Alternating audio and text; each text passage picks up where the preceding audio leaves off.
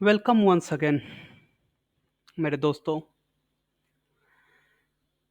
पिछले introductory class में मैंने बताया कि किस लिए मुझे ज़रूरत महसूस हुई कि मैं ये कोर्स लेके आऊँ। आज मैं बताने जा रहा हूँ कि आखिरकार प्रोग्रामिंग ज़रूरी क्यों है? क्यों सीखना है प्रोग्रामिंग भाई? क्यों? आखिर कोई तो रीज़न होना चाहिए हमें किसी चीज़ को सीखने के पीछे। जैसे बचपन में हमें मोरल साइंस सिखाया गया था ताकि हम अपने ज़िंदगी में सक्सेसफुल बनें, बड़ों की इज़्ज़त करें, एक ऐसी ज़िंदगी जिएँ जिसमें दूसरे हमारी इज़्ज़त कर सकें, ब्ला, ब्ला, ब्ला। ख़ैर, मैथ सीखा था भी, जिससे कि हमारे आगे के आने वाले समय में हम अ, अपना हिसाब-किताब रख सकें, अपने आमदनी और खर्च को मैनेज कर सकें, बहुत सारी चीज़ें हैं। हर एक चीज़ हमने सीखी किसी न किसी कारण के लिए। तो आखिरकार सवाल ये भी आना चाहिए कि हम प्रोग्रामिंग क्यों सीखे भई? कोडिंग क्यों? कोई तो रीज़न होना चाहिए। बताता हूँ रीज़न दोस्तों। एक नहीं अनेक रीज़न हैं। चलो कुछ एग्ज़ाम्पल से भी समझा जाएगा। रीज़न ये है दोस्तों कि आज का जो समय है जिसमें सब कुछ ऑटोमैटिक हो चुका है और सारे जगहों पे हम लोग जाते हैं, अगर एक गेट के पास पहुँच गए तो गेट खुद से खुल गया। तो ऐसा नहीं है दोस्तों कि सारा चीज़ अपने आप कुछ कोई मैजिक से हो जाता है, कोई जादू से हो जाता है। इन सब चीज़ों को करने के पीछे एक दिमाग लगा होता है। जैसे हमारे बॉडी को फ़ंक्शन करने के लिए अगर हम खाना खाना चाहते हैं, तो इसका इंस्ट्रक्शन हमारा दिमाग हमारे बॉडी को देता है। हमारे शरीर को, हमारे हाथ को बोलता है कि हाँ, वो थाली सामने पड़ी है, वहाँ से उठाओ और उसे मुँह तक ले जाओ। फिर मुँह को बोलता है कि उसे चबाओ। उस फिर जीभ को इंस्ट्रक्शन देता है, जीभ के मसल्स को कि उसे अंदर की तरफ निगलो। उसके बाद फिर अंदर के क्रियाएँ होती हैं और फाइनली हम लोग उसे डाइजेस्ट करके बाहर निकाल देते हैं। तो इसके पीछे एक बहुत बड़ा खेल है इसका। तो उसी तरीके से जब हम लोग कोई ऑटोमैटिक चीज़ देखते हैं, कोई चीज़ जिसको हम लोग पहले खुद हाथों से करते आए थे, जैसे दरवाज़ा खोलना या फिर हल चलाना, ट्रैक्टर चलाना, ड्राइविंग, ये सब चीज़ जो हम लोग अपने हाथों से करते आए थे, वो अचानक से ऑटोमैटिक हो जाता है, तो इसके पीछे भी एक दिमाग है और वो दिमाग इंसानी नहीं होता दोस्तों।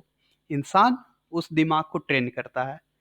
इस ट्रेनिंग के लिए हमें एक ख़ास टूल की ज़रूरत होती है, एक ख़ास उपकरण की ज़रूरत होती है, जिसको हम लोग कोडिंग नाम से जानते हैं या प्रोग्रामिंग नाम से जानते हैं। जैसे कि बचपन में हम लोग को सिखाया गया था मोरल साइंस, तो पढ़ने के लिए क्या मोरल साइंस हम लोग को कैसे सिखाया गया था? डायरेक्ट बोल दिया क्या कि किसी ने जादू से हमारे सर पे ऐसे हाथ रखा और हमने मोरल साइंस सीख लिया? ऐसा नहीं होता है। हम लोग अंग्रेजी या हिंदी में लिखे शब्दों को, वाक्यों को पढ़ते थे, फिर हमारे टीचर उसे इंटरप्रेट करते थे, समझाते थे, तब जाके कहीं हम वो चीज़ समझ के अपने ज़िंदगी में उतार पाए हैं। तो यही चीज़ होती है कोडिंग के साथ दोस्तों। कोडिंग के साथ क्या होता है ऐसा?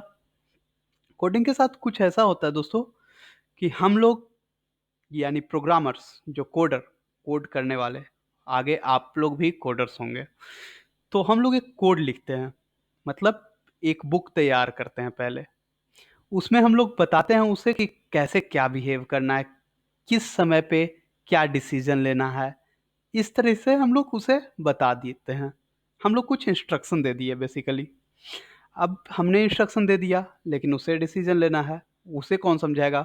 आपको पता होना चाहिए कि कंप्यूटर केवल 2 ही चीज़ समझता है, 0 और 1, बाइनरी लैंग्वेज बोलते हैं दोस्तों।